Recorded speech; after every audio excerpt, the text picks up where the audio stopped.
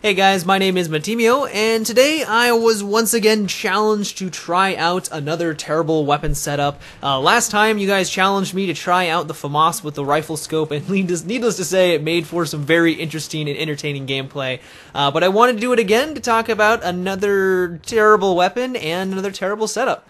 So for today, I'm going to be trying out the PP-19 with the infrared night vision scope, the flashlight, and the suppressor attachments. And I don't know about you guys, but I think that this is probably the worst personal defense weapon out there, and arguably maybe even one of the worst weapons in the game, or at least primary weapons in the game. If you've ever used this weapon for more than a couple of rounds, you'll know that its weapon damage, at least up close, is absolutely atrocious. It's going to do 16.7 damage up close for every single shot, and then it's going to drop off to 12.5 at long range. So no matter what, it's going to take you 6 shots to take out your target, and that's going to feel like an eternity, especially when he goes against someone who's using like a very fast assault rifle like the AEK or the F2000. One redeeming factor of it, though, is that it does have a very nice rounds per minute of 900, and so that is a nice aspect of it. But you have to remember that the AEK and the F2000 have comparable RPMs, and so once again, when you get into a close encounter engagement against someone who is using one of those rifles, you're gonna get your face blown off. It takes you 2 extra bullets to take out your target, and those 2 bullets take forever. And so I found that when I was, and it happened a lot in today's video, is that I knew there would be a target just around the corner. I kind of had that. I had a feeling they knew where I was, and that's exactly true. They knew where I was. They would round the corner, and I would try to engage and try to win the fight. But it was just simply because my weapon damage up close is just so atrocious. They pretty much won the fight every single time, and I had this sense of hopelessness every time this occurred because I kind of knew my fate was inevitable. I knew I was going to die just because of the terrible damage model, and that's probably one of the worst aspects of this weapon. That being said, though, it does have 55 rounds in its magazine, which is a really nice aspect of the weapon. It's going to take you quite some time to go through your entire mag, or at least to mag dump on someone. It's going to take you quite some time, and that coupled with, I guess, a decent reload time. If you have a bolt in the chamber, it's going to take you 2.4 seconds, or if you've gone through your entire magazine, which isn't very likely considering you have such a huge buffer there, it's going to take you 3.8 seconds to reload. I found that I wasn't really going through the long reload all that often, like I said, because there is such a long buffer. And so I would say that the combination of a large magazine size and a decent short range, or not a short range, a short reload time if you have a bolt in the chamber, is a nice aspect of the weapon. So potentially, because you do have 55 rounds in your magazine, you can go on some pretty amazing little streaks without having to reload. Every once in a while, I'll get a nice flank off on the enemy, and I can take out 3 to 4 targets without having to reload. And not a lot of personal defense weapons out there, or really any gun out there, can say that they can do something like that. So the PP-19, there are some nice aspects of it, but you have to remember that you do need to get the flank off on your enemy to actually be able to do that. Because if you run into a room and 2 guys are facing you, you want, even if it's just one person, you're probably going to have a hard time winning that gunfight. But if there's 2 people literally knowing exactly where you are, good luck trying to take out even one of them.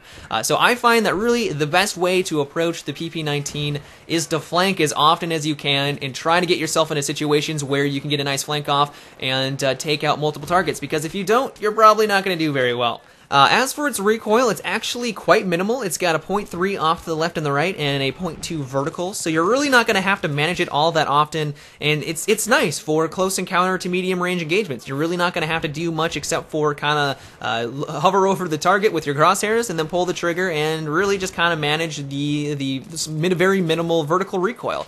But when you try to go for long range engagements, because it's got a 0.3 on the left and the right, it's going to be literally impossible for you to predict which direction it's going to bounce. And so I found that because it is so unpredictable, going for a long range engagement was quite difficult. And not only that, but because it takes 8 shots, you only do 12.5 damage at long range. This weapon just is not very good for those situations. So I kind of just avoided them altogether. So now that you guys have a better understanding of the weapon statistics, hopefully you'll understand where I'm coming from and why I'm not a huge fan of it. But now I wanted to get into the attachment recommendations that you guys had, and more specifically, the infrared night vision scope. I think a lot of people out there automatically assume that the infrared night vision scope is absolutely terrible. There was that one patch where they literally nerfed it into oblivion. There was no reason why you would want to use it. You could literally not see 5 feet in front of you. It was one of the worst attachments out there. But then they did buff it, and I think people just, since that one patch, just completely forgot about the infrared, and they thought that it was still useless. But that's not really the case, and it's probably also because they use it on maps like Grand Bazaar or Operation Metro, which are a lot darker than brighter maps like Caspian Border or Strike at Karkand. But I find that on Metro and Bazaar, that because there's a lot of hazy fog or whatever on those maps, it doesn't do very well on those. But when you go into clear maps like Caspian Border, you can see everything in front of you. Granted, you're not going to have the nice green glow as if they're at long range, but you can still make out people's silhouettes at long distances and take them out quite easily. So I personally really like the infrared night vision scope on select maps, and those maps that it doesn't do very well on, I completely avoided it for this this terrible setup challenge. I wasn't going to go through the nightmare. I was not going to put myself through that much pain, and so I picked maps that do well with the infrared night vision scope, so really bright ones, and I kind of liked it. It was a lot of fun with the PP-19. Granted, I don't think it's the best thing out there because it's going to obstruct a lot of your vision when you do aim down sight. There's a huge black, border around it, which does suck about this scope in general. But when I tried to play in close encounter engagements, people were showing up like Christmas trees, and I was able to take them out reasonably quickly. So the next one is the flashlight, and I've never really been a fan of this attachment. I know a lot of people liked it when the game was first released, since so many people used it because it was an extremely effective attachment. You basically blinded your opponent when you got into a close and even a medium range engagement. It was pretty absurd. So DICE did go in and nerfed it quite substantially, and I am glad that they did. I think that this attachment is, I don't think it has any business in Battlefield 3. I do know that they are used in real life to blind targets and make it so that they have no idea what's in front of them. But for a video game, to have basically a flashbang in front of you at all times just seems kind of cheap, and so I am glad that they nerfed it. And basically, now that I'm using on this weapon, it pretty much just shows people, and I'm basically a big beacon on the battlefield, so if anyone is looking in my direction, they know exactly where I am, and they can just shoot at that nice bright light, basically like a scope glint. And so I think that while there were some times where it did help me out, and I got a couple of kills with it because I was able to blind my enemies, for the most part, because it has been nerfed, I think that this was a huge detriment to the setup and got me killed on numerous occasions. So for the final attachment slot, you guys had here that I should use the suppressor, and admittedly, I was a little confused by this because I kind of think that the suppressor works reasonably well with the PP-19.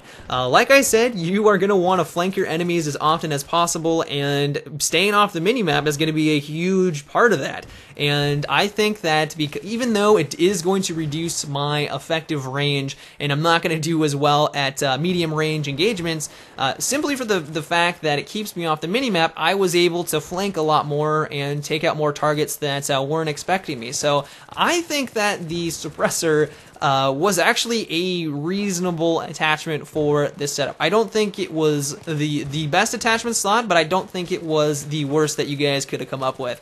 But yeah, guys, I really enjoyed this terrible weapon setup challenge that you guys had me do. I hope you guys did as well. But that's it for today's video, guys. I hope you enjoyed. If you did, or just want to support my channel, I always appreciate it when you give my videos a rating, and if you haven't already, subscribe for more. But until next time, guys, have a good one, and take it easy.